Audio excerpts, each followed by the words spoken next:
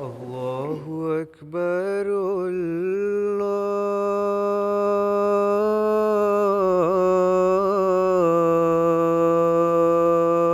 الله أكبر. الله أكبر.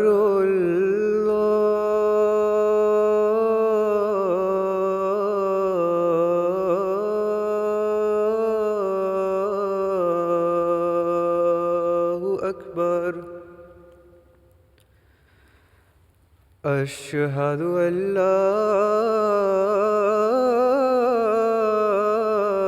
إله إلا الله.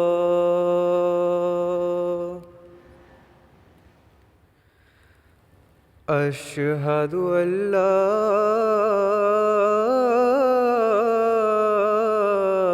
إله إلا الله.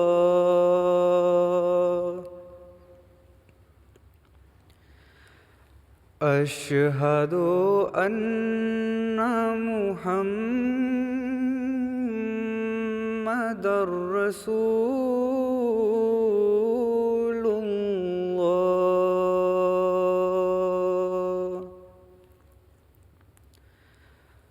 أشهد أن محمدًا رسول الله.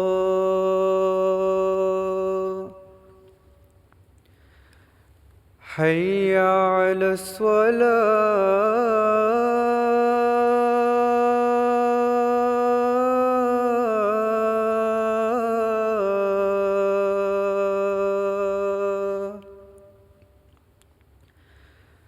حي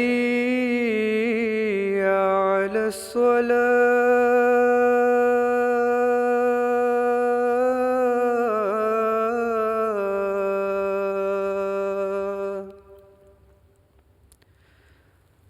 حي على الفلاح.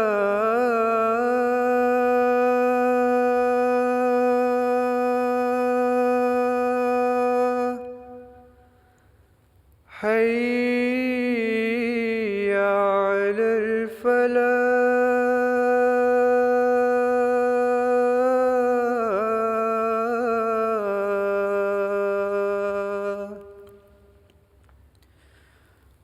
الله أكبر.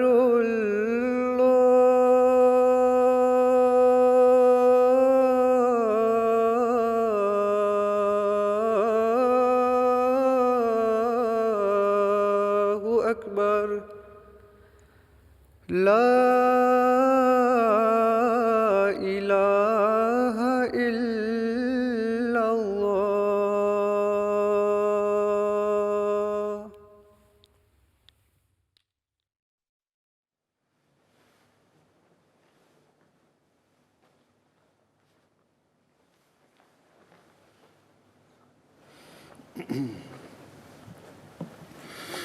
السلام علیکم ورحمۃ اللہ.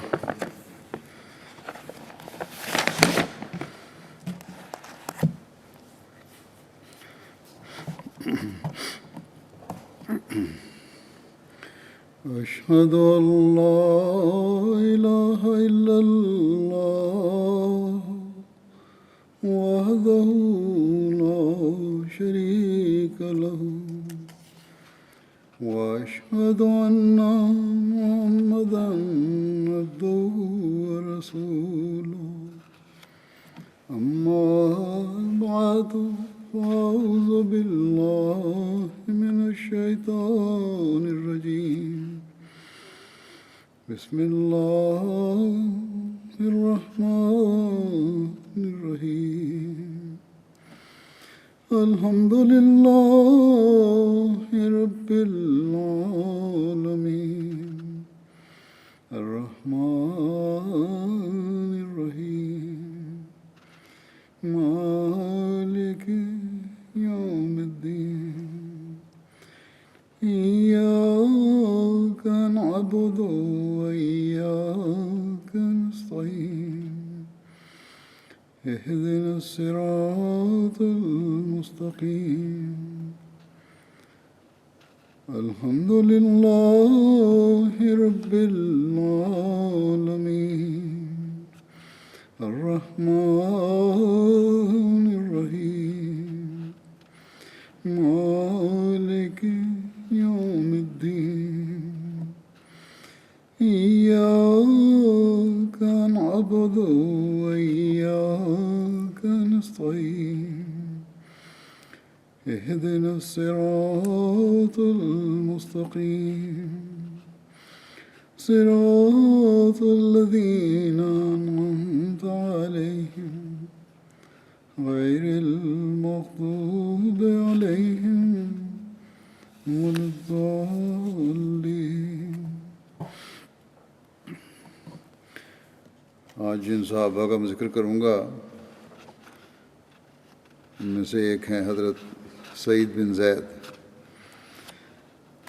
حضرت سعید کے والد کا نام زید بن عمر اور والدہ کا نام فاطمہ بنت باجہ تھا. ان کا تعلق قبیلہ عدی بن کعب بن لوئی سے تھا. حضرت سعید بن زید کی کنیت ابو العاور تھی، جبکہ بعض نے ابو ثور بھی بیان کی ہے. ان کا قد لمبا، رنگ گندمی اور بال گھنے تھے. یہ حضرت عمر بن خطاب کے چچا زاد بھائی تھے. ان کا شجرہ نسب چوتھی پشت پر نفیل پر جا کر حضرت عمر سے ملتا ہے، جبکہ 8ویں پشت پر کعب بن لوئی پر جا کر حضرت صلی اللہ علیہ وسلم سے ملتا ہے. حضرت سعید کی بہن عاتکہ کی شادی حضرت عمر سے اور حضرت عمر کی بہن فاطمہ کی شادی حضرت سعید سے ہوئی تھی، اور یہ وہی بہن ہے جو حضرت عمر کے قبول اسلام کا باعث بھی بنی. حضرت سعید کے والد زید بن عمر زمانہ جاہلیت میں ایک خدا کی عبادت کیا کرتے تھے اور حضرت ابراہیم کے دین کی تلاش کیا کرتے تھے، اور کہا کرتے تھے کہ جو ابراہیم کا معبود ہے وہی میرا معبود ہے، اور جو ابراہیم کا دین ہے وہی میرا دین ہے. اس زمانے میں بھی مواعد موجود تھے. بعض بچے بھی سوال کر دیتے ہیں کہ اسلام سے پہلے حضرت صلی اللہ علیہ وسلم کا کیا دین تھا، کس کی عبادت کرتے تھے. تو حضرت صلی اللہ علیہ وسلم تو سب سے بڑھ کر مواحد تھے اور ایک خدا کی عبادت خود بھی کیا کرتے تھے. زید بن عمر ہر قسم کے فسق و فجور ورز کے مشرکین کے ذریعہ سے بھی اجتناب کرتے تھے.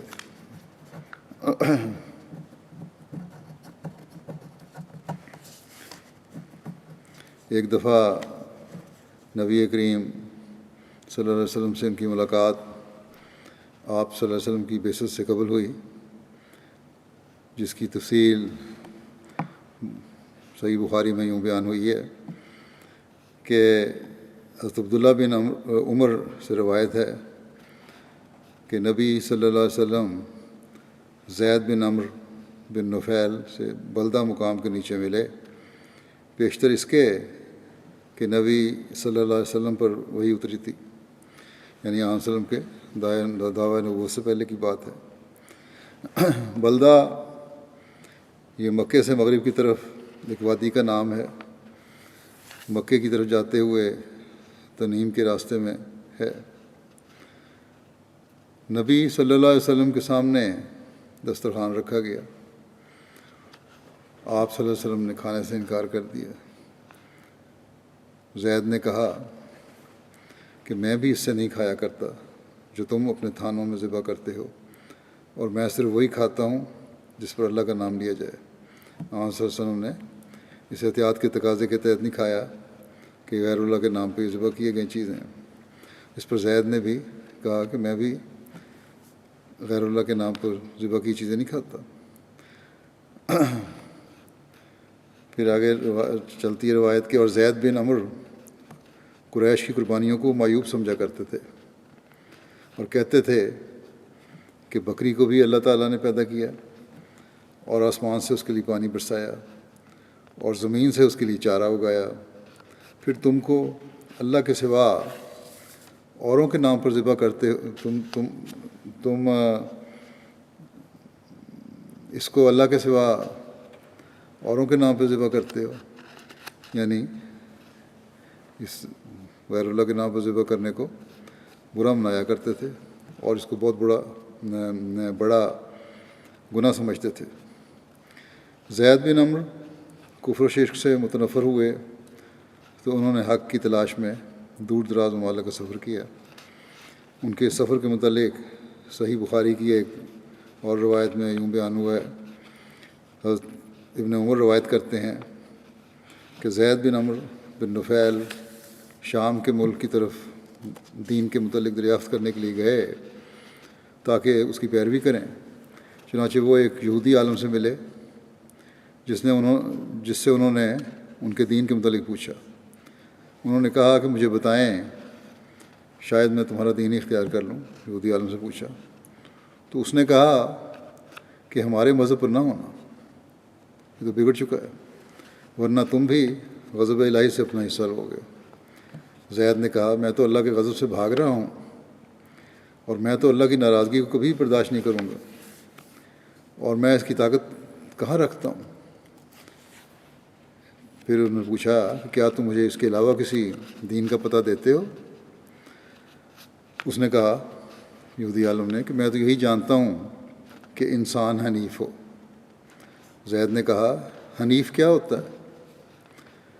اس نے کہا کہ ابراہیم کا دین، نہ وہ یہودی تھے نہ نصرانی، اور وہ صرف اللہ ہی کی پرستش کرتے تھے۔ پھر زید وہاں سے نکلے اور نصارہ کے ایک عالم سے ملے، اس سے بھی یہی ذکر کیا۔ اس نے کہا کہ تم ہمارے مذہب پر کبھی نہ ہونا، ورنہ تم اللہ کی لعنت سے اپنا حصہ لو گے۔ زید نے کہا کہ میں اللہ کی لعنت سے بھاگ رہا ہوں اور میں اللہ کی لعنت اور نہ اس کے غضب برداشت کر سکتا ہوں، اور مجھے یہ طاقت ہی کہاں ہے؟ کیا تم مجھے کسی اور دین کا پتہ دیتے ہو؟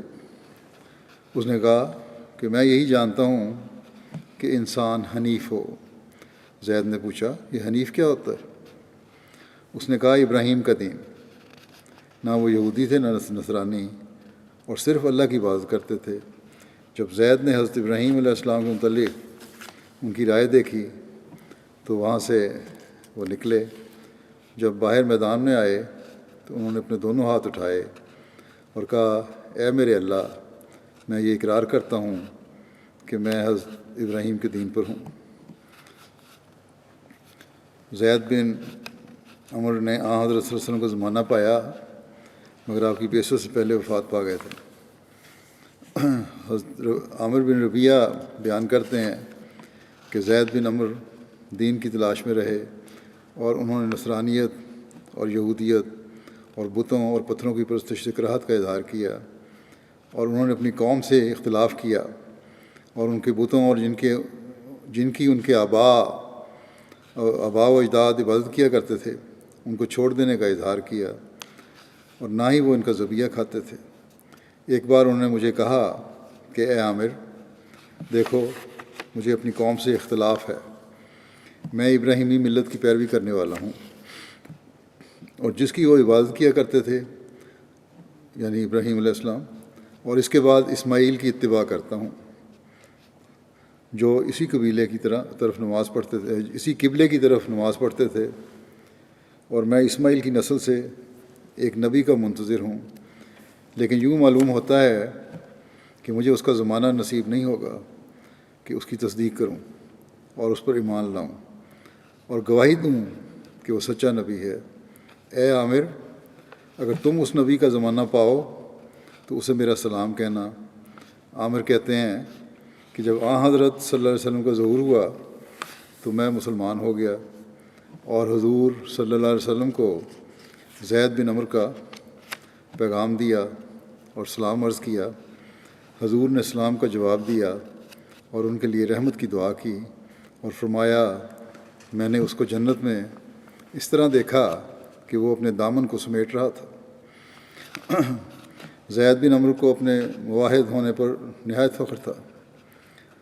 حضرت اسماء بنت ابو بکر زمانہ جاہلیت کا ایک واقعہ بیان کرتی ہیں کہ میں نے زید بن عمرو بن نفیل کو دیکھا کہ کعبے سے اپنی پیٹھ لگائے کھڑے ہیں، یہ کہہ رہے تھے کہ اے قریش کے لوگوں، اللہ کی قسم تم میں سے کوئی بھی میرے سوا ابراہیم کے دین پر نہیں ہے۔ اور زید بیٹیوں کو زندہ نہیں گاڑتے تھے، جو عربوں کی بعض لوگوں قبیلوں کی رسم تھی، بیٹیوں کو زندہ گاڑ دیتے تھے، وہ نہیں گاڑتے تھے، بلکہ جو شخص اپنی بیٹی مارنا چاہتا تھا ان کو پتہ لگتا تو اسے کہتے کہ اسے نہ مارو، اسے نہ مارو، میں اس کا خرچ اور خوراک تمہاری جگہ مہیا کروں گا۔ چنانچہ وہ اس کو لے لیتے۔ جب وہ جوان ہو جاتی تو اس کے باپ سے کہتے کہ اگر تم چاہو تو میں اسے تمہارے سپرد کیے دیتا ہوں، اور اگر چاہو تو میں اس کے سب کام پورے کر دوں گا، یعنی شادی وغیرہ کے خرچے بھی پوری کر دوں گا۔ ایک دوسری روایت میں حضرت اسماء بنت ابو بکر بیان کرتی ہیں، پہلی روایت بخاری کی تھی اور دوسری تاریخ کی اسد الغابہ کی ہے۔ حضرت اسماء بنت ابو بکر بیان کرتی ہیں کہ میں نے زید بن عمرو بن نفیل کو کعبہ سے پیٹھ لگائے ہوئے کھڑے دیکھا، وہ کہہ رہے تھے کہ اے قریش کے لوگوں، اس ذات کی قسم جس کے ہاتھ میں زید کی جان ہے کہ میرے سوا تم میں سے کسی نے بھی ابراہیم کے دین پر صبح نہیں کی۔ وہ کہا کرتے تھے کہ اے اللہ، کاش کہ میں تیری عبادت کا پسندیدہ طریق جانتا تو میں اسی طرح تیری عبادت کرتا، لیکن میں اس سے واقف نہیں ہوں۔ پھر وہ اپنی ہتھیلی پر سجدہ کرتے۔ سعید بن مسیب سے مروی ہے کہ زید بن عمرو کی وفات رسول اللہ صلی اللہ علیہ وسلم کی بعثت سے 5 سال قبل ہوئی۔ اس وقت قریش خانہ کعبہ کی تعمیر کر رہے تھے۔ جب وہ فوت ہوئے تو یہ کہہ رہے تھے کہ میں دین ابراہیم پر ہوں۔ یہ ذکر سعید بن زید کے کا ہو رہا تھا، اس کو ضمن ان کے والد کا ذکر ضمن آ گیا، اور بیٹے کو بھی جو مقام ملا اسلام میں، اور پھر باپ کی جو نیکیاں تھیں اس کی وجہ سے یہ بھی تاریخ میں محفوظ ہو گیا، اور اس لیے میں نے یہاں بیان بھی کر دیا کیونکہ یہ روایتیں بخاری میں بھی ملتی ہیں۔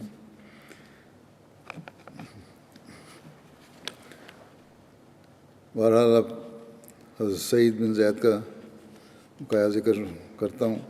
ایک مرتبہ حضرت سعید بن زید اور حضرت عمر بن خطاب رسول اللہ صلی اللہ علیہ وسلم کی خدمت میں حاضر ہوئے اور آپ سے زید بن عمرو کے متعلق دریافت کیا، یعنی حضرت سعید کے والد کے بارے میں۔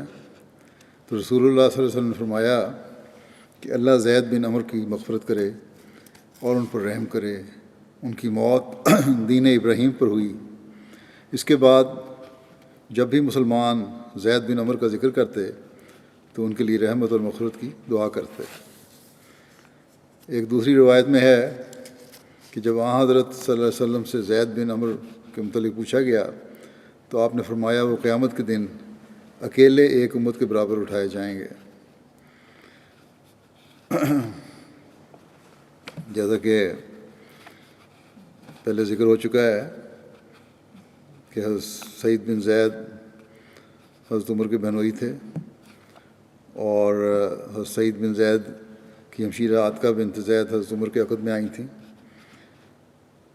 حضرت سعید بن زید اور ان کی بیوی حضرت فاطمہ بنت خطاب اوائل اسلام میں مسلمان ہو گئے تھے، شروع میں ہی ہو گئے تھے مسلمان۔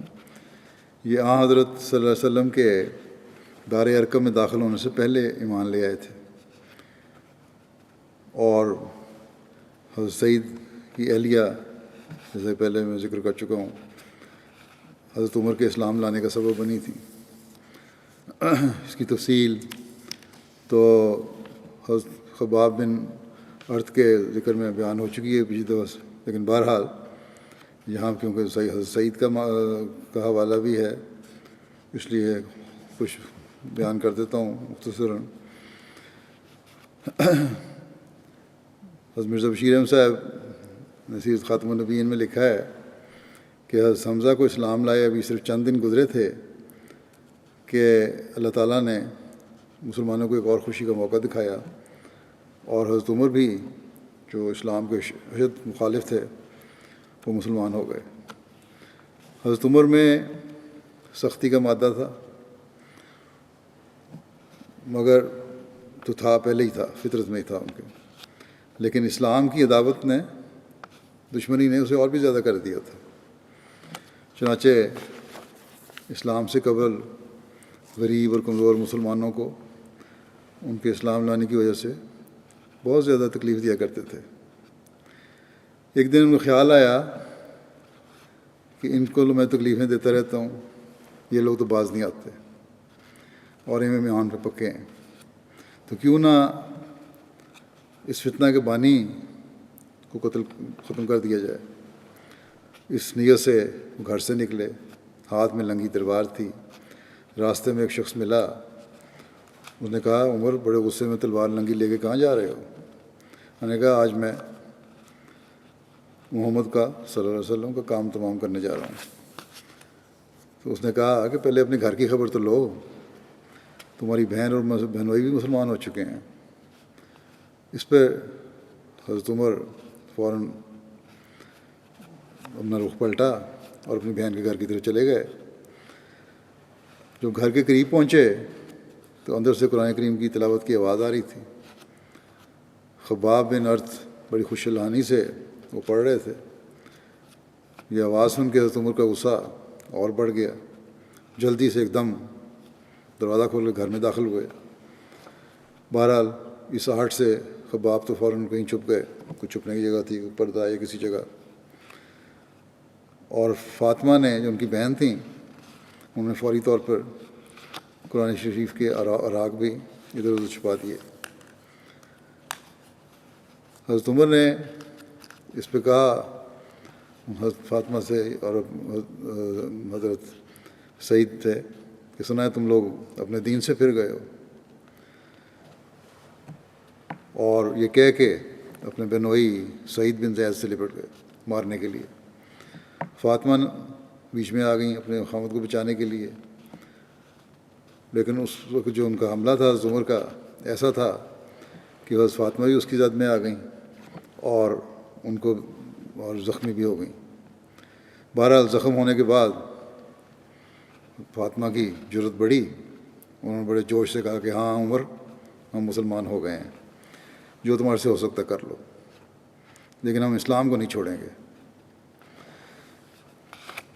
بہرحال بہن کا یہ جرت مندانہ اور دلیرانہ کلام سنا، یہ بات سنی تو آنکھ اٹھا کے اوپر دیکھا جب حضرت عمر نے، تو دیکھا کہ بہن بھی خون و خون ہوئی ہے، اس کو بھی ایسی چوٹ لگی تھی، خون بہہ رہا تھا چہرے سے۔ اس نظارے کا حضرت عمر کے پر طبیعت پر بڑا اثر ہوا، اور فوراً انہوں نے کہا اچھا مجھے اپنا وہ کلام تو دکھاؤ جو تم لوگ پڑھ رہے تھے۔ فاطمہ نے کہا اس طرح نہیں، کیونکہ تم ان اوراق کو ضائع کر دو گے۔ عمر نے جواب دیا کہ نہیں کرتا، واپس کر دوں گا۔ تو اس پر فاطمہ نے کہا پھر بھی اس طرح نہیں دکھایا جا سکتا، پہلے تم جا کے غسل کر لو پھر دیکھنا۔ چنانچہ جب غسل کر کے فارغ ہوئے تو حضرت فاطمہ نے قرآن کریم کے وہ اوراق نکال کر ان کے سامنے رکھ دیے۔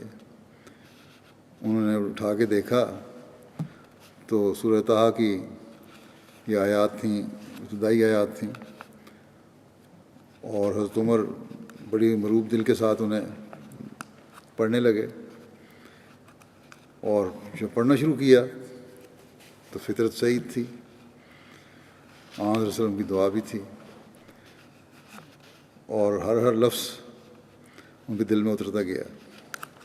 اور پڑھتے پڑھتے جب اس آیت پر پہنچے، یہ 2 آیات ہیں کہ اننی انا اللہ لا الہ الا انا فاعبدنی واقم الصلاۃ لذکری ان الساعۃ آتیۃ اکاد اخفیہا لتجزی کل نفس بما تسعی، یعنی میں ہی اس دنیا کا واحد خالق و مالک ہوں، میرے سوا اور کوئی قابل پرستش نہیں، بس تمہیں چاہیے کہ صرف میری ہی عبادت کرو اور میری ہی یاد کے لیے اپنی دعاؤں کو وقف کر دو۔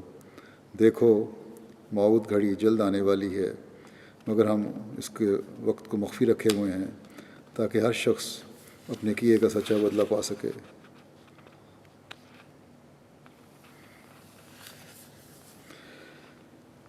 جب حضرت عمر نے یہ آیت پڑھی تو گویا ان کی آنکھ کھل گئی اور بے اختیار ہو کے بولے، کیسا عجیب کلام، کیسا پاک کلام ہے۔ خباب نے جب یہ الفاظ سنے، چھپے ہوئے تھے، وہ فوراً باہر نکل آئے اور خدا کا شکر ادا کیا، اور پھر انہوں نے کہا کہ یہ جو تبدیلی پیدا ہوئی ہے یہ رسول اللہ کی دعا کا نتیجہ ہے، کیونکہ خدا کی قسم ابھی کل ہی میں نے آپ کو یہ دعا کرتے سنا تھا کہ یا اللہ تو عمر بن الخطاب یا عمر بن ہشام یعنی ابو جہل میں سے کوئی ایک ضرور اسلام کو عطا کر دے۔ اور حضرت عمر نے اس بات کو حضرت خباب سے کہا کہ مجھے ابھی آن وسلم کا پتہ بتاؤ، کہاں ہے وہ؟ اور تلوار بھی انہوں نے میں نہیں ڈالی، اسی طرح کھینچی ہوئی تھی۔ حضرت صلی اللہ علیہ وسلم اس زمانے میں دار ارقم میں ہوتے تھے، چنانچہ خباب نے انہیں وہاں کا پتہ بتا دیا۔ حضرت عمر وہاں گئے، دروازے پہ پہنچ کے زور سے دستک دی۔ صحابہ نے دروازے کی دراڑ سے دیکھا تو دیکھا کہ حضرت عمر ننگی تلوار لیے کھڑے ہیں، اور یہ دیکھ کر دروازہ کھولنے میں تعامل کیا۔ حضرت صلی اللہ علیہ وسلم نے فرمایا دروازہ کھول دو۔ حضرت حمزہ نے بھی کہا، حضرت حمزہ بھی وہاں موجود تھے، کہ دروازہ کھول دو، اگر تو نیک ارادے سے آیا تو بہتر ہے، ورنہ اگر بد ارادہ ہوا تو اسی کی تلوار سے اس کا سر اڑا دوں گا۔ دروازہ کھولا گیا، حضرت عمر ننگی تلوار لیے اندر داخل ہوئے۔ آن صلی اللہ علیہ وسلم نے فرمایا عمر کس ارادے سے آئے ہو؟ پلو پکڑ کھینچا آپ کا حضرت عمر کا۔ عمر نے عرض کیا یا رسول اللہ میں مسلمان ہونے آیا ہوں۔ آن صلی اللہ علیہ وسلم نے یہ الفاظ سنے تو خوشی سے اللہ اکبر کہا، اور ساتھ ہی صحابہ نے لکھا ہے کہ اس زور سے اللہ اکبر کا نعرہ بلند کیا کہ مکے کی پہاڑیاں بھی گونج اٹھیں۔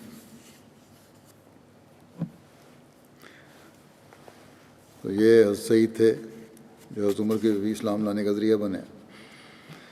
حضرت سعید بن زید اولین مہاجرین میں سے تھے۔ مدینہ پہنچ کر حضرت رفاع بن عبد المنذر کے ہاں ٹھہرے جو حضرت ابو لبابہ کے بھائی تھے۔ رسول اللہ صلی اللہ علیہ وسلم نے ان کی مواخات حضرت رافع بن مالک سے، جبکہ ایک روایت کے مطابق حضرت ابی بن کعب سے کروائی۔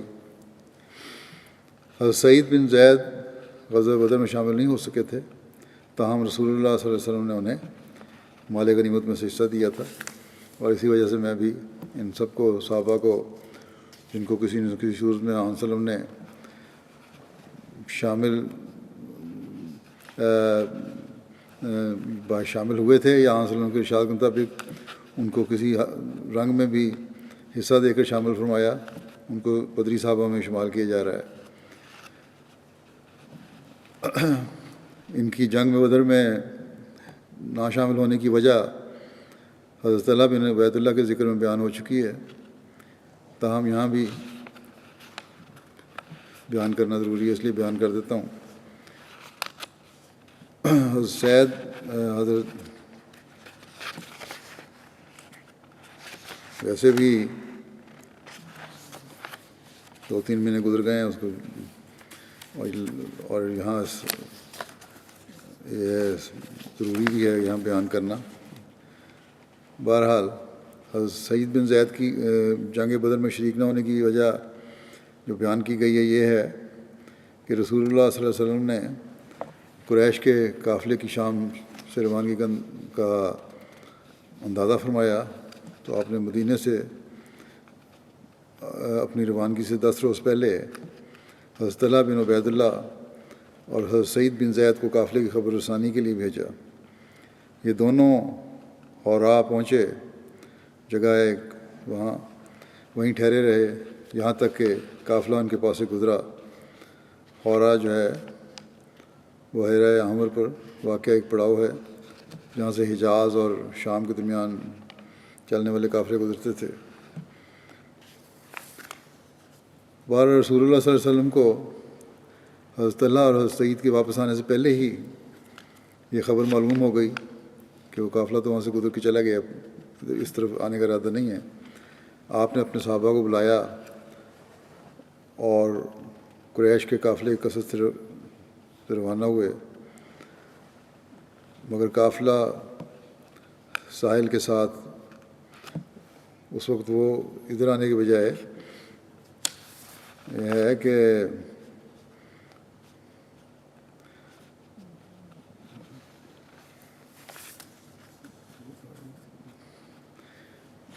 قافلہ جب گزر گیا تو ابھی صحیح حالات کی خبر تو نہیں تھی، لیکن یہ بہرحال علیہ وسلم کو خبر پہنچ گئی کہ یہ قافلہ وہاں سے گزر گیا ہے۔ اس پر آپ نے صحابہ کو بلایا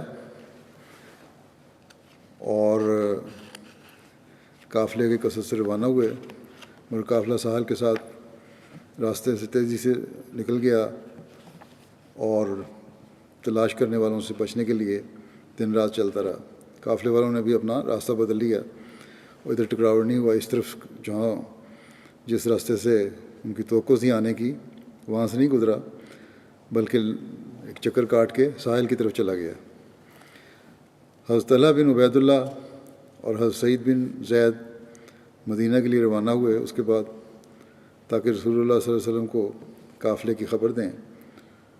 ان دونوں کو آپ کی غزوہ بدر کے لیے روانگی کا علم نہیں تھا۔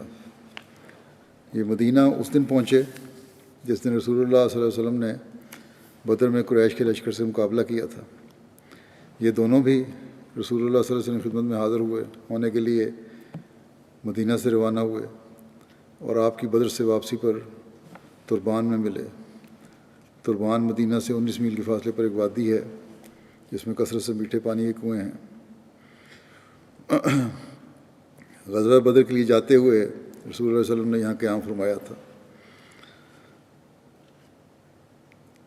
یہ قافلہ دوسرا تھا جو تجارتی قافلہ نہیں، ادھر سے نکل گیا، لیکن جو حملہ کرنے والا یا ایک جو فوج ایک آئی تھی حملہ کرنے کے لیے مکے سے، وہ دوسری تھی، وہ لوگ بدر کے مقام پر جن کی مٹ بھیڑ ہوئی۔ لیکن بہرحال آن صلی اللہ علیہ وسلم اس لیے نکلے تھے کہ اس قافلے کو دیکھیں کہ ان کی نیت کیا ہے، یہ نہیں پتہ تھا کہ ایک فوج بھی آ رہی ہے۔ بہرحال آگے ذکر یہ ہے کہ حضرت طلحہ اور حضرت سعید جنگ میں شامل نہ ہوئے، مگر رسول اللہ صلی اللہ علیہ وسلم نے بدر کے مالی غنیمت میں سے ان کو حصہ عطا فرمایا اور یہ دونوں بدر میں شاملین قرار دیے گئے۔ حضرت سعید بن زید عشرہ مبشرہ یعنی ان 10 خوش نصیب صحابہ میں سے ہیں جنہیں رسول اللہ صلی اللہ علیہ وسلم کی زبان مبارک سے اسی دنیا میں جنت کی خوشخبری ملی۔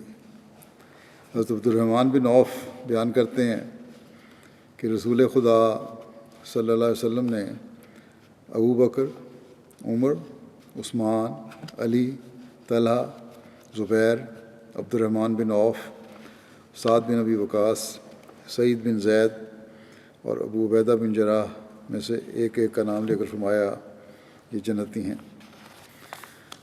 سعید بن زید بیان کرتے ہیں کہ میں 9 لوگوں کے بارے میں اس بات کی گواہی دیتا ہوں کہ وہ جنتی ہیں، اور اگر میں 10ویں کے بارے میں بھی یہی گواہی دوں تو گناہ گار نہیں ہوں گا۔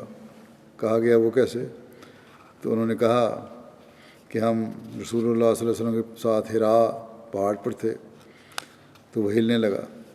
اس پر آپ صلی اللہ علیہ وسلم نے فرمایا، ٹھہرا رہ اے حرا، یقیناً تجھ پر ایک نبی یا صدیق یا شہید ہے۔ کسی نے پوچھا وہ 10 جنتی لوگ کون ہیں؟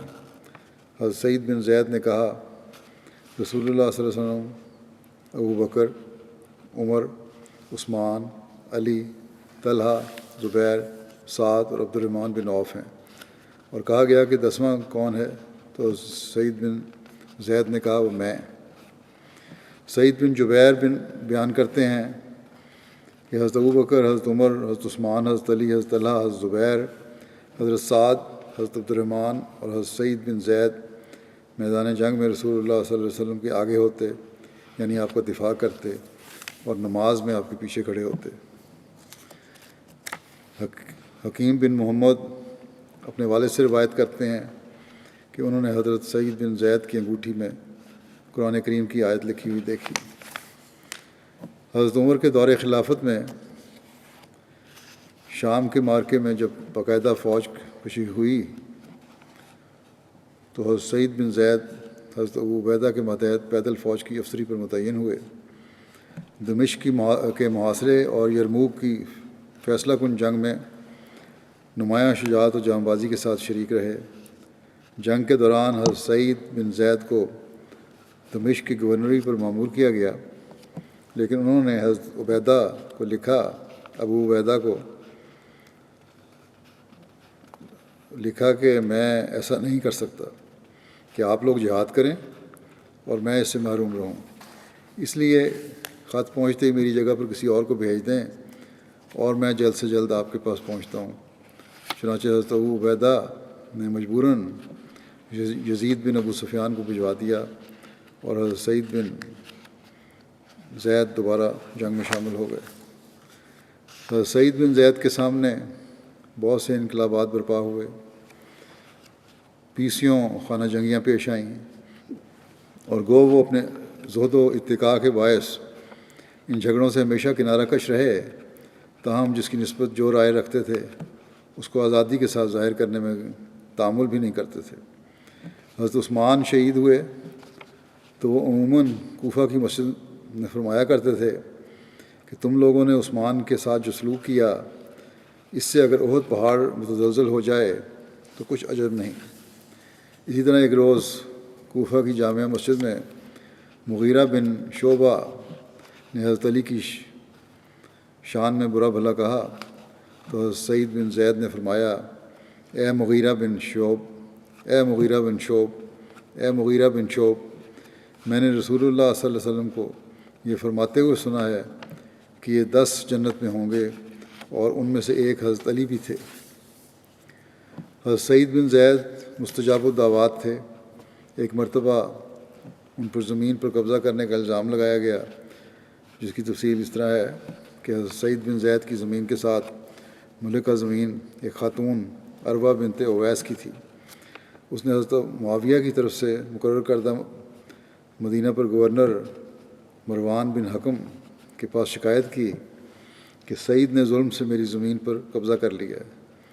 مروان نے تحقیق کے لیے آدمی مقرر کیے تو حضرت سعید نے انہیں جواب دیا کہ تمہارا کیا خیال ہے کہ میں رسول اللہ صلی اللہ علیہ وسلم سے یہ سننے کے بعد ظلم کر سکتا ہوں کہ جو ظلم کی راہ سے ایک بالش زمین بھی غصب کرے گا، قیامت کے دن 7 زمینیں اس کے گلے کا طوق ہوں گی۔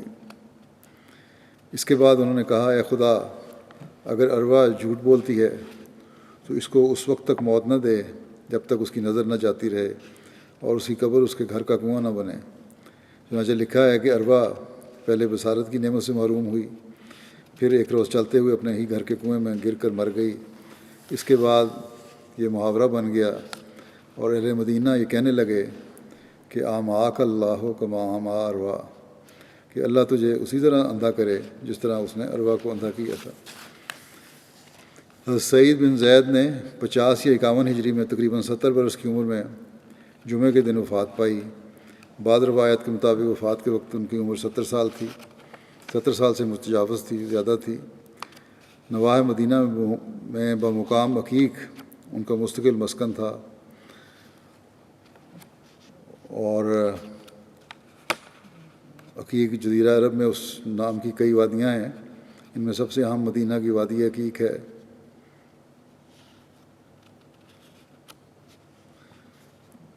جو مدینہ کے جنوب مغرب سے شمال مشرق تک پھیلی ہوئی ہے، اور اس میں مدینہ منورہ کی ساری وادیاں آ کر شامل ہو جاتی ہیں۔ بہرحال حضرت عبداللہ بن عمر جمعہ کی تیاری کر رہے تھے، جب انہوں نے حضرت سعید کی وفات کی خبر سنی تو وہ جمعے پہ نہیں گئے، بلکہ اسی وقت عقیق کی طرف روانہ ہو گئے۔ حضرت سعد بن ابی وقاص نے غسل دیا اور ان کی نعش مبارک لوگ کندھوں پر رکھ کر مدینہ لائے۔ پھر حضرت عبداللہ بن عمر نے نماز جنازہ پڑھائی اور مدینہ میں ان کی تدفین ہوئی۔ ایک دوسری روایت کے مطابق حضرت عبداللہ بن عمر نے حضرت سعید بن زید کی وفات کی خبر سنی تو وہ جمعہ پر جانے کی تیاری کر رہے تھے، لیکن جمعہ پر نہ گئے اور ان کی طرف گئے اور انہیں غسل دیا، خوشبو لگائی اور ان کی نماز جنازہ پڑھائی۔ جبکہ عائشہ بنت سعد بیان کرتی ہیں کہ حضرت سعید بن زید کو حضرت سعد بن وقاص نے غسل دیا اور خوشبو لگائی، پھر گھر آئے اور خود بھی غسل کیا۔ پھر جب گھر سے باہر نکلے تو کہا کہ حضرت سعید بن زید کو غسل دینے کی وجہ سے غسل نہیں کیا، بلکہ گرمی کی وجہ سے میں نے غسل کیا ہے۔ حضرت سعید بن زید کی نماز جنازہ حضرت عبداللہ بن عمر نے پڑھائی۔ حضرت سعد بن ابی وقاص اور عبداللہ بن عمر دونوں قبر میں اترے، یعنی لحد کو اندر نعش کو اندر رکھنے کے لیے لحد میں۔ حضرت سعید بن زید نے مختلف اوقات میں 10 شادیاں کیں اور ان بیویوں سے 13 لڑکے اور 19 لڑکیاں ان کے پیدا ہوئیں۔ اگلا ذکر ہے، مختصر کچھ کر دیتا ہوں اس کا۔ حضرت عبد الرحمن بن عوف۔ حضرت عبد الرحمن بن عوف کا نام زمانہ جاہلیت میں عبد امر تھا اور دوسری روایت کے مطابق عبد القعبہ تھا۔ اسلام لانے کے بعد حضرت صلی اللہ علیہ وسلم نے نام بدل کر عبد الرحمن رکھ دیا۔ ان کا تعلق قبیلہ بنو زہرہ بن کلاب سے تھا۔ سہلہ بنت عاصم بیان کرتی ہیں کہ حضرت عبد الرحمن بن عوف سفید خوبصورت آنکھوں والے، لمبی پلکوں، لمبے ناک والے تھے۔ سامنے کے اوپر والے دانت میں سے کچلی والے دانت لمبے تھے، کانوں کے نیچے تک بال تھے، گردن لمبی، ہتھیلیاں مضبوط اور انگلیاں موٹی تھیں۔ ابراہیم بن سعد اپنے والد سے روایت کرتے ہیں کہ حضرت عبد الرحمن دراز کا سفید رنگ، جس میں سرخی کی آمیزش تھی، خوب رو، نرم جلد والے تھے، خضاب نہیں لگاتے تھے۔ ان کے بارے میں کہا جاتا ہے کہ پاؤں سے لنگڑے تھے، کیونکہ یہ لنگڑاہٹ آخری عہد کے بعد ہوئی، کیونکہ عہد کے میدان میں رائے حق میں زخمی ہوئے تھے۔ حضرت عبد الرحمن بن عوف ان 10 اصحاب میں شامل تھے جن کو ان کی زندگی میں ہی جنت کی بشارت مل گئی تھی۔ آپ ان اصحاب شورا کے 6 افراد میں سے ایک ہیں جن کو حضرت عمر نے خلافت کے انتخاب کے لیے مقرر فرمایا، اور ان افراد کے بارے میں حضرت عمر نے فرمایا کہ رسول اللہ صلی اللہ علیہ وسلم اپنی وفات کے وقت ان سب سے راضی تھے۔ حضرت عبد الرحمن بن عوف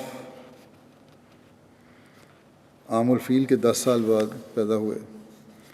حضرت عبد الرحمن بن عوف ان قلیل افراد میں سے تھے جنہوں نے زمانہ جاہلیت میں بھی شراب کو اپنے اوپر حرام کیا ہوا تھا۔ حضرت عبد الرحمن بن عوف ابتدائی 8 اسلام لانے والوں میں سے ہیں۔ جب حضور صلی اللہ علیہ وسلم نے دار ارقم کو تبلیغی مرکز بنایا تو آپ اس سے بھی پہلے حضرت ابوبکر کی تبلیغ سے اسلام قبول کر چکے تھے۔ حضرت عبد الرحمن بن عوف حبشہ کی طرف جانے والی دونوں ہجرتوں میں شامل تھے۔ صحیح بخاری میں روایت ہے کہ حضرت عبد الرحمن بن عوف بیان کرتے ہیں، جب ہم مدینہ آئے تو رسول اللہ صلی اللہ علیہ وسلم نے مجھے اور سعد بن ربیع کو آپس میں بھائی بھائی بنا دیا۔ تو سعد بن ربیع نے کہا کہ میں انصار میں سے زیادہ مالدار ہوں۔ یہ سعد بن ربیع کے ذکر میں بھی روایت آ چکی ہے، لیکن بہرحال یہاں بھی ذکر کرتا ہوں۔ سو میں تقسیم کر کے نصف مال آپ کو دے دیتا ہوں، اور میری 2 بیویوں میں سے جو آپ پسند کریں میں آپ کے لیے اس سے دستبردار ہو جاؤں گا۔ جب اس کی عدت گزر جائے تو اس سے آپ نکاح کر لیں۔ یہ سن کر حضرت عبد الرحمن نے حضرت سعد سے کہا کہ اللہ تعالیٰ آپ کے اہل اور مال میں آپ کے لیے برکت رکھتے، مجھے اس کی کوئی ضرورت نہیں۔ کیا یہاں کوئی بازار ہے جس میں تجارت ہوتی ہو؟ حضرت سعد نے بتایا کہ قینقاع کا بازار ہے۔ حضرت عبد الرحمن یہ معلوم کر کے صبح سویرے وہاں گئے، وہاں کاروبار کیا، اور انہوں نے وہاں پنیر اور گھی منافع کے طور پر بچایا اور اسے لے کر حضرت سعد کے گھر والوں کے پاس واپس پہنچے۔ پھر اسی طرح ہر صبح آپ وہاں بازار میں جاتے اور کاروبار کرتے رہے اور منافع کماتے رہے۔ ابھی کچھ عرصہ گزرا تھا، حضرت عبد الرحمن آئے اور ان پر زعفران کا نشان تھا، تو رسول اللہ صلی اللہ علیہ وسلم نے پوچھا کہ کیا تم نے شادی کر لی ہے؟ عرض کیا جی ہاں۔ آپ نے فرمایا کس سے؟ انہوں نے کہا کہ انصار کی ایک عورت سے۔ فرمایا کتنا مہر دیا ہے؟ عرض کیا 1 گٹھلی کے برابر سونا، یا کہا سونے کی گٹھلی۔ نبی صلی اللہ علیہ وسلم نے فرمایا کہ ولیمہ بھی کرو، خواہ 1 بکری کا ہی صحیح۔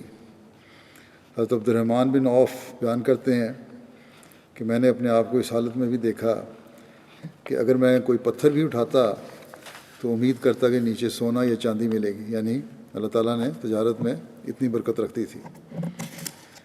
حضرت عبد الرحمن بن عوف غزوہ بدر، احد سمیت تمام غزوات میں حضرت صلی اللہ علیہ وسلم کے ساتھ شریک رہے۔ جنگ بدر کا ایک واقعہ بیان کرتے ہوئے حضرت عبد الرحمن بن عوف کہتے ہیں کہ میں بدر کی لڑائی میں صف میں کھڑا تھا کہ میں نے اپنے دائیں بائیں نظر ڈالی تو کیا دیکھتا ہوں کہ 2 انصاری لڑکے ہیں، ان کی عمریں چھوٹی ہیں۔ میں نے آرزو کی کہ کاش میں ایسے لوگوں کے درمیان ہوتا جو ان سے زیادہ جوان اور تنومند ہوتے۔ اتنے میں ان میں سے ایک نے مجھے ہاتھ سے دبا کر پوچھا کہ چچا کیا ابو جہل کو پہچانتے ہو؟ میں نے کہا ہاں۔ بھتیجے تمہیں اس سے کیا کام ہے؟ اس نے کہا کہ مجھے بتایا گیا کہ وہ رسول اللہ صلی اللہ علیہ وسلم کو گالیاں دیتا ہے، اور اس ذات کی قسم ہے جس کے ہاتھ میں میری جان ہے، اگر میں اس کو دیکھ پاؤں تو میری آنکھ سے اس کی آنکھ جدا نہ ہوگی جب تک ہم دونوں میں سے وہ نہ مر جائے جس کی مدت پہلے مقدر ہے۔ مجھے اس سے بڑا تعجب ہوا، عبد الرحمن کہتے ہیں۔ پھر دوسرے نے مجھے ہاتھ سے دبایا، اس نے بھی مجھے اسی طرح پوچھا۔ ابھی تھوڑا عرصہ گزرا ہوگا کہ میں نے ابو جہل کو لوگوں میں چکر لگاتے دیکھا۔ میں نے کہا دیکھو یہ ہے وہ تمہارا ذاتی جس کے متعلق تم نے مجھ سے دریافت کیا تھا۔ یہ سنتے ہی وہ دونوں جلدی سے اپنی تلواریں لیے اس کی طرف لپکے اور اسے اتنا مارا کہ اس کو جان سے مار ڈالا، اور پھر لوٹ کر رسول اللہ صلی اللہ علیہ وسلم کے پاس آئے اور آپ کو خبر دی۔ آپ صلی اللہ علیہ وسلم نے پوچھا تم میں سے کس نے اس کو مارا ہے؟ دونوں نے کہا میں نے اس کو مارا ہے۔ آپ نے پوچھا کیا تم نے اپنی تلواریں پہنچ کر صاف کر لی ہیں؟ انہوں نے کہا نہیں۔ آپ نے تلواروں کو دیکھا؟ آپ صلی اللہ علیہ وسلم نے فرمایا تم دونوں نے ہی اس کو مارا ہے، اس کا سامان غنیمت معاذ بن عمر بن جموع کو ملے گا، اور ان دونوں کا نام معاذ تھا، معاذ بن افرا اور معاذ بن عمر بن جموع۔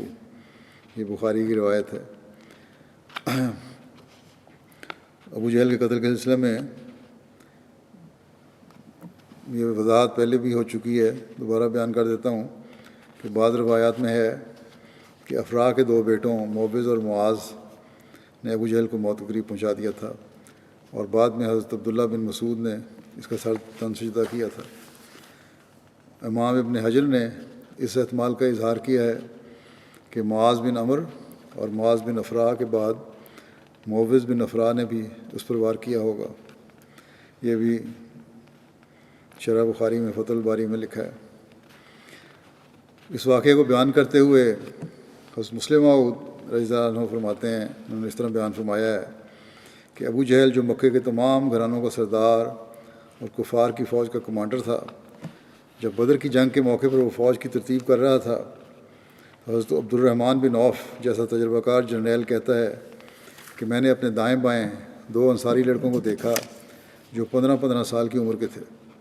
میں نے ان کو دیکھ کر کہا کہ آج دل کی حسرتیں نکالنے کا موقع نہیں، بدقسمتی سے میرے ارد گرد ناتجربہ کار بچے اور وہ بھی انصاری بچے کھڑے ہیں جن کو جنگ سے کوئی مناسبت ہی نہیں۔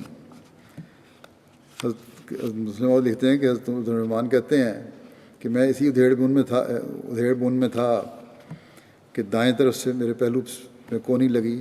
میں نے سمجھا کہ دائیں طرف کا بچہ کچھ کہنا چاہتا ہے۔ میں نے اس کی طرف نہ منہ موڑا۔ اس نے کہا چچا ذرا جھک کر بات سنو، میں آپ کے کان میں ایک بات کہنا چاہتا ہوں تاکہ میرا ساتھی اس بات کو سن نہ لے۔ وہ کہتے ہیں جب میں نے اپنا کان اس کی طرف جھکایا تو اس نے کہا چچا وہ ابو جہل کون سا ہے جو رسول کریم صلی اللہ علیہ وسلم کو اس قدر دکھ دیا کرتا تھا؟ چچا میرا دل چاہتا ہے کہ میں اس کو ماروں۔ وہ کہتے ہیں کہ میں بھی اس کی بات کہ ابھی اس کی بات یہ ختم نہیں ہوئی تھی کہ میرے بائیں پہلو میں کونی لگی، اور میں نے اپنے بائیں طرف کے بچے کی طرف جھک کیا، اور اس بائیں طرف والے بچے نے بھی یہی کہا کہ چچا وہ ابو جہل کون سا ہے جو رسول کریم صلی اللہ علیہ وسلم کو اتنا دکھ دیا کرتا تھا؟ میرا دل چاہتا ہے کہ میں آج اس کو ماروں۔ حضرت عبد الرحمن بن عوف کہتے ہیں، باوجود تجربہ کار سپاہی ہونے کے میرے دل میں یہ خیال بھی نہیں آ سکتا تھا کہ ابو جہل جو فوج کا کمانڈر تھا، جو تجربہ کار تھا، سپاہیوں کے حلقے میں کھڑا تھا، اس کو میں مار سکتا ہوں۔ میں نے انگلی اٹھائی اور ایک ہی وقت میں ان دونوں لڑکوں کو بتایا کہ وہ سامنے جو شخص خود پہنے زرہ میں چھپا ہوا کھڑا ہے، جس کے سامنے مضبوط اور بہادر جرنیل ننگی تلواریں اپنے ہاتھوں میں لیے کھڑے ہیں، وہ ابو جہل ہے۔ میرا مطلب یہ تھا کہ میں ان کو بتاؤں کہ تمہارے جیسے ناتجربہ کار بچوں کے اختیار سے یہ بات باہر ہے۔ مگر وہ کہتے ہیں، عبد الرحمن کہتے ہیں کہ میں یہ انگلی جو اشارہ کر رہی تھی ابھی نیچے نہیں جھکی تھی کہ جیسے باز چڑیا پر حملہ کرتا ہے، اسی طرح وہ دونوں انصاری بچے کفار کی صفوں کو چیرتے ہوئے ابو جہل کی طرف دوڑنا شروع ہوئے۔ ابو جہل کے آگے اکرمہ اس کا بیٹا کھڑا تھا جو بڑا بہادر اور تجربہ کار جرنیل تھا، مگر یہ انصاری بچے اس تیزی سے گئے کہ کسی کو وہم و گمان بھی نہ ہو سکتا تھا کہ کس مقصد کے لیے یہ آگے بڑھ رہے ہیں، اور دیکھتے دیکھتے ابو جہل پر حملہ کر کے کفار کی صفوں کو چیرتے ہوئے عین پہرے داروں تک جا پہنچے۔ جو حملہ کرنے کے لیے ابو جہل پر حملہ کرنے کے لیے کفار کی صفوں کو چیرتے ہوئے عین پہرے داروں تک جا پہنچے۔ ننگی تلواریں اپنے ہاتھ میں لیے جو پہرے دار کھڑے تھے وہ وقت پر اپنی تلواریں بھی نیچے نہ لا سکے، صرف ایک پہرے دار کی تلوار نیچے جھک سکی اور ایک انصاری لڑکے کا بازو کٹ گیا۔ مگر جن کو جان دینا آسان معلوم ہوتا تھا ان کے لیے بازو کا کٹنا کیا روک بن سکتا تھا؟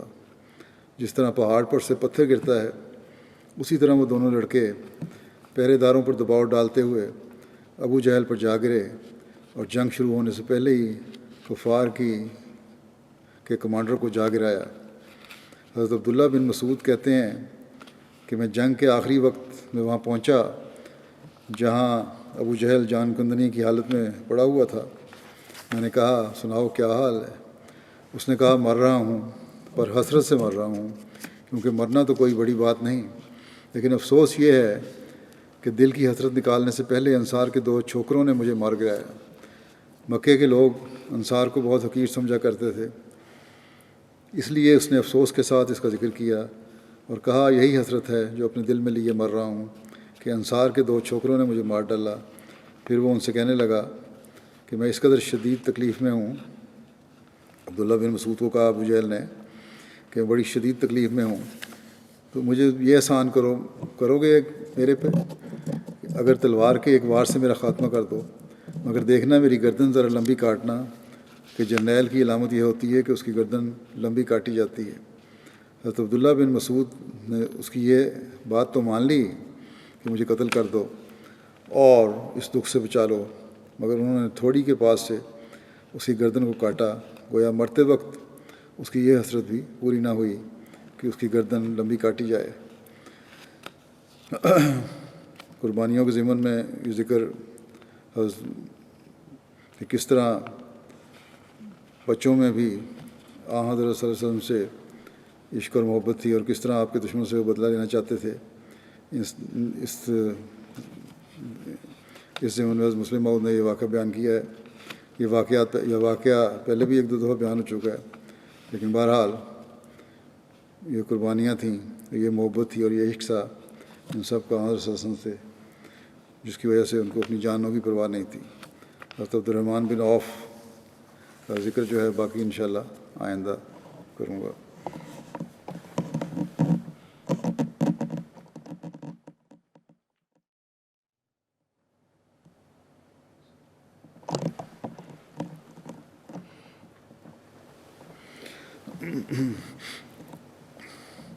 الحمد لله نحمده ونستعينه ونستغفره ونؤمن به ونتوكل عليه ونعوذ بالله من شرور أنفسنا ومن سيئات أعمالنا من يهده الله فلا مضل له ومن يضلله فلا هادي له ونشهد أن لا إله إلا الله ونشهد أن محمدا عبده ورسوله عباد الله رحمكم الله إن الله يأمر بالعدل والإحسان وإيتاء ذي القربى وينهى عن الفحشاء والمنكر والبغي يعظكم لعلكم تذكرون اذكروا الله يذكركم وادعوه يستجب لكم ولذكر الله أكبر